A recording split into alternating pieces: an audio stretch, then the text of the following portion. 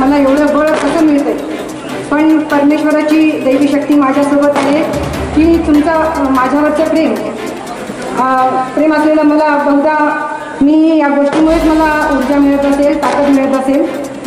आज माझ्यासोबत सर्व प्रभागातील राष्ट्रवादीचे सदस्य आणि कार्यकर्ते बंधू रात्रंदिवस प्रचारासाठी जीवतोड मेहनत घेत आहेत आणि माझ्या भगिनीसुद्धा घाईघाईने प्रचारासाठी माझ्यासोबत घरातील कामे आटोपून माझ्यासोबत प्रचार करत आहेत.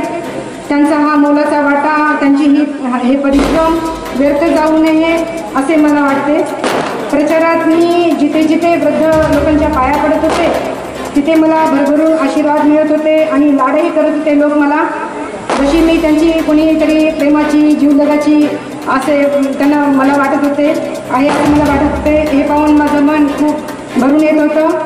मी त्यांना माझ्या आईवडिलांच्या रूपातच पाहत होते आणि त्याच विचाराने मी त्यांच्या पाया पडत होते.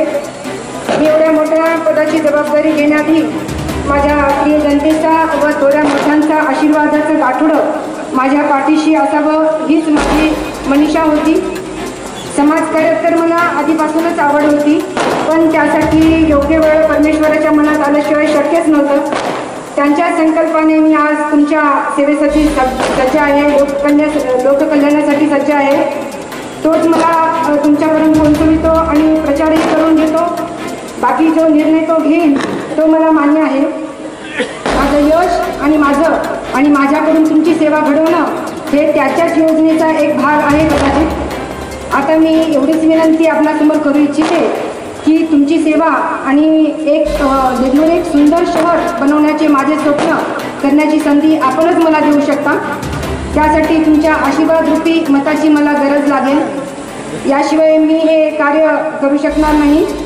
तुम्ही मला प्रचारात खूप प्रेम दिलं, पण ते सिद्ध करण्यासाठी तुम्हा सर्वांना माझ्या पूर्ण राष्ट्रवादी पक्षासाठी मतदान करावं लागेल. तरच या कार्याला खरी सुरुवात होईल आणि कुणाचा विरोधही होणार नाही. माझ्या कुटुंबाबद्दल कोणी कितीही टीका केल्या तरी आम्हाला काहीच त्याचा फरक पडणार नाही, कारण माझं ध्येय फक्त देगलूरचा विकास आणि विकासच राहील. या निवडणुकीमध्ये कुणाला हरवण्याचा माझा उद्देश नाही, तर देगलूर एक आदर्श गाव कसं बनवता येईल हेच माझं उद्दिष्ट आहे. देगलूर शहरात 27 पैकी आपल्या पक्षाचे 18 महिला उमेदवारासाठी थांबल्या आहेत आणि सर्वाधिक समस्या महिलांच्याच असतात.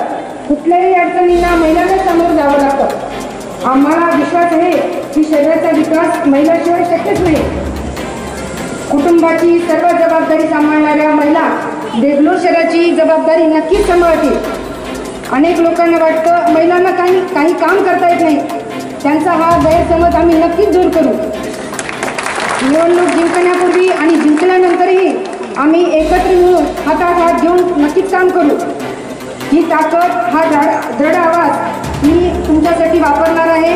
मी बोलू शकते, मी लढू शकते, मी निर्णय घेऊ शकते आणि तुमच्या सर्व अडचणींना सामोरी जाण्यासाठी मी ठामपणे आणि खंबीरपणे उभी आहे.